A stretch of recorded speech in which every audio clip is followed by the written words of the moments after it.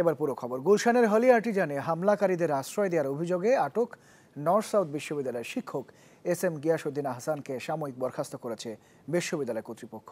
বিশ্ববিদ্যালয়ের উপাচার্য আতিকুল ইসলাম চ্যানেল 24-কে দেয়া একান্ত সাক্ষাৎকারে এ তথ্য জানিয়েছেন। তিনি আরও জানিয়েছেন, জঙ্গি যোগাযোগ থাকতে পারে এমন সন্দেহে বিশ্ববিদ্যালয় কর্তৃপক্ষ এরই মধ্যে একটি তালিকা তৈরি করেছে। তবে বিষয়টি স্পর্শকাতর হওয়ায় এখনই তা প্রকাশ করা হচ্ছে না। গুলশানে হলি আর্টিসানে জঙ্গি হামলায় জড়িত নিবরাস ও শোলাকিয়া সন্ত্রাসী হামলার ঘটনায় জড়িত আবির দুজনেই ছিল নর্থ সাউথ বিশ্ববিদ্যালয়ের শিক্ষার্থী। এসব ঘটনায় সবশেষ যুগ হলো হামলাকারীদের আশ্রয় দেওয়ার অভিযোগে আটক বিশ্ববিদ্যালয়ের শিক্ষক SM গিয়াসউদ্দিন আহসান। এসব ঘটনায় নর্থ সাউথ বিশ্ববিদ্যালয়ের নাম আসায় বিব্রত প্রতিষ্ঠানটির শিক্ষার্থীরা। তারা জানান, 2-1 জনের কলঙ্ক 22,000 শিক্ষার্থী নেবে না। সমস্যা সমাধানে চেয়েছে সবার সহযোগিতা।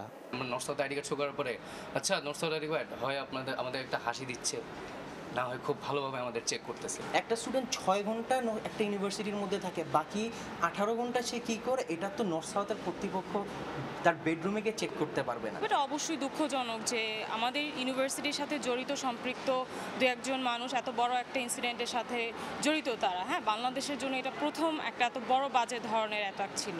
কিন্তু তার মানে এই না যে একজন সম্পৃক্ত বলে পুরো ইউনিভার্সিটিকে আমরা ব্লেম করতে পারি না। শুধু একটা টপিক আসছে, এটা নিয়ে পুরো নর্থ সাউথের 20,000 স্টুডেন্টকে, নর্থ সাউথের ফ্যাকাল্টিদেরকে এভাবে ব্লেম করা হচ্ছে। তাদের পার্সোনাল ব্যাপার হতে পারে জিনিসগুলো, কিন্তু আমরা ইনস্টিটিউশনে এরকম কোনো কিছু ফিল করছি না। অপরদিকে নর্থ সাউথ বিশ্ববিদ্যালয়ের ভিসি অধ্যাপক আতিকুল ইসলাম বলেন, গুলশানে হামলাকারীদের আশ্রয় দেওয়ার অভিযোগে শিক্ষক গিয়াসউদ্দিন আহসানকে সাময়িক বরখাস্ত করা হয়েছে। প্রো ভাইস চ্যান্সেলর বা অ্যাক্টিং প্রো ভাইস চ্যান্সেলর ছিলেন না, উনি ছিলেন আমাদের হেলথ অ্যান্ড লাইফ সায়েন্সেসের ডিন। উনাকে সেই পদ থেকে সাসপেন্ড করা হয়েছে এবং সে জায়গায় আরেকজন প্রফেসর রেজাকে অ্যাক্টিং ডিন হিসাবে নিযুক্ত করা হয়েছে। এছাড়া তিনি আরও বলেন, বিশ্ববিদ্যালয়ের লাইব্রেরি, মসজিদ সহ সব জায়গায় বাড়তি নজরদারি রাখা হয়েছে। সন্দেহভাজন অনেককে করা হচ্ছে মনিটরিং।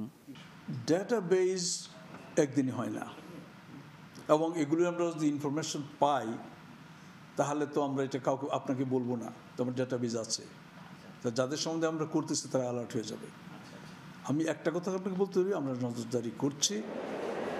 মাহফুজ কামাল, চ্যানেল 24, ঢাকা।